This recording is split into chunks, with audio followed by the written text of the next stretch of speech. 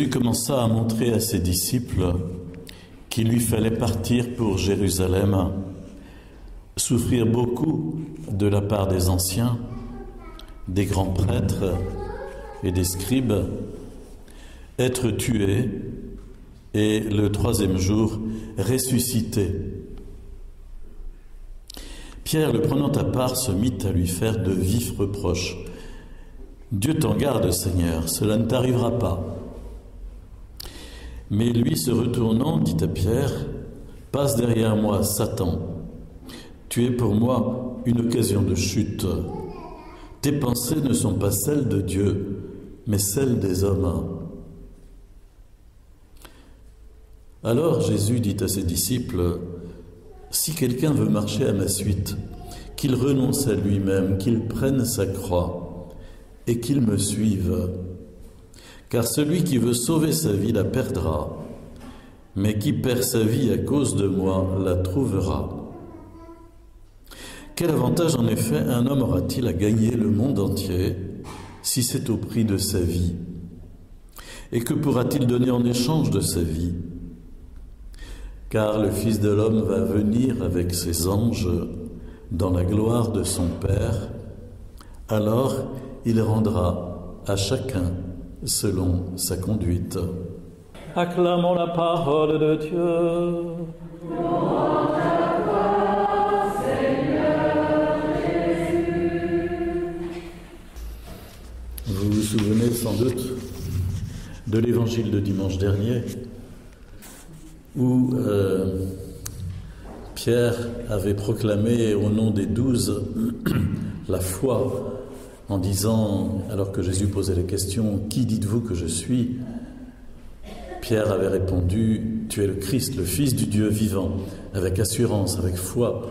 Et Jésus lui avait dit « Ah, cette parole, tu ne l'as pas trouvée toute seule, mais c'est vraiment mon Père qui te l'a inspirée de l'intérieur. » Et puis la suite de l'évangile que nous lisons aujourd'hui, alors que Jésus a annoncé qu'il devrait terminer sa mission de façon violente à travers la mort sur la croix, la passion, la souffrance et la résurrection. Alors que Jésus annonce cela, Pierre va sortir une autre parole tout à fait différente. Il va dire à Jésus, « Ah non, ça, pas question, pas question. » Et Jésus va être obligé de lui dire, « Mais regarde dans ton cœur, ce que tu es en train de dire, ça vient pas de Dieu. Ça vient de Satan, ça vient du démon quelque part. » Vous avez entendu, « Passe derrière moi, Satan, tu es pour moi une occasion de chute, de tentation.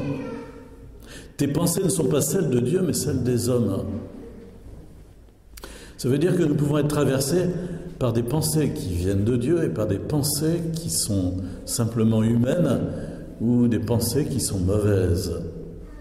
Il y a ainsi 3 sources d'inspiration à nos pensées.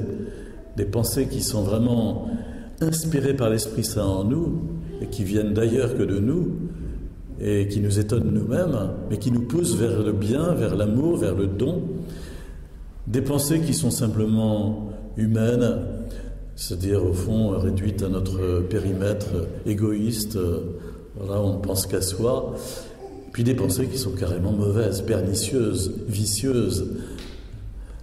Nous sommes tous traversés par ces 3 types d'inspiration, si j'ose dire. Et c'est important de savoir, de regarder dans son cœur et de discerner, là, dans ce que je viens de dire, d'où ça sort. Qu'est-ce qui m'a inspiré? Parce que vous savez, quelquefois, on est saisi par des accès de colère ou des paroles un peu difficiles pour l'entourage, n'est-ce pas? On connaît tous ça. Et nous avons à nous interroger, mais pourquoi j'ai dit ça? Pourquoi j'ai fait ça? C'est pas pour s'éplucher, pour le plaisir de s'éplucher, mais c'est quand même pour essayer de progresser et de comprendre qu'est-ce qui se passe. Et Pierre va en avoir pour plusieurs mois, plusieurs années même, pour s'aligner sur les pensées de Dieu. Jésus lui a dit, tes pensées ne viennent pas de Dieu, ce sont les pensées des hommes.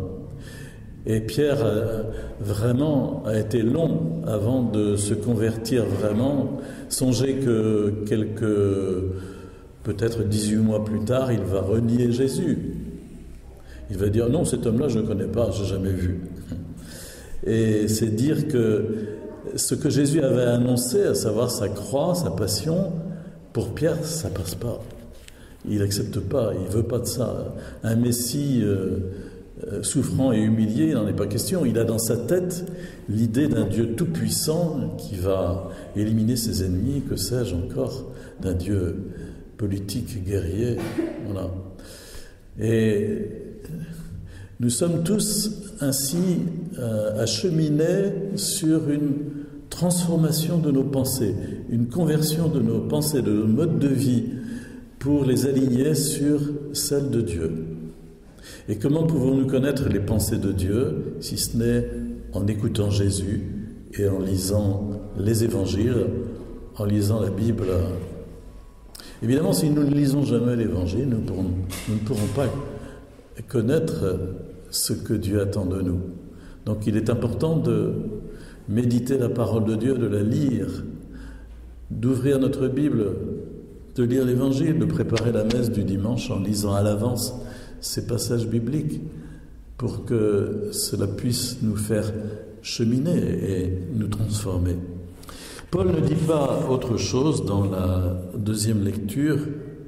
Il dit ceci: ne prenez pas pour modèle le monde présent, mais transformez-vous en renouvelant votre façon de penser. Ne prenez pas pour modèle le monde présent, mais transformez-vous en renouvelant votre façon de penser, pour discerner quelle est la volonté de Dieu, ce qui est bon, ce qui est capable de lui plaire, ce qui est parfait. Voilà, autrement dit, nous avons à progresser et à transformer notre façon de penser pour aboutir à ce qu'il nous dit: eh bien, faites de votre vie une offrande vivante, un sacrifice parfait, saint, capable de plaire à Dieu.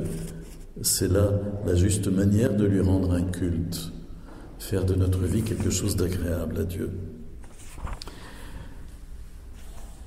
Jésus ne va pas se laisser démonter par l'objection de Pierre, l'opposition de Pierre, mais il va continuer à dire: si quelqu'un veut marcher à ma suite, qu'il renonce à lui-même, qu'il prenne sa croix, qu'il me suive, qu'il accepte de perdre sa vie.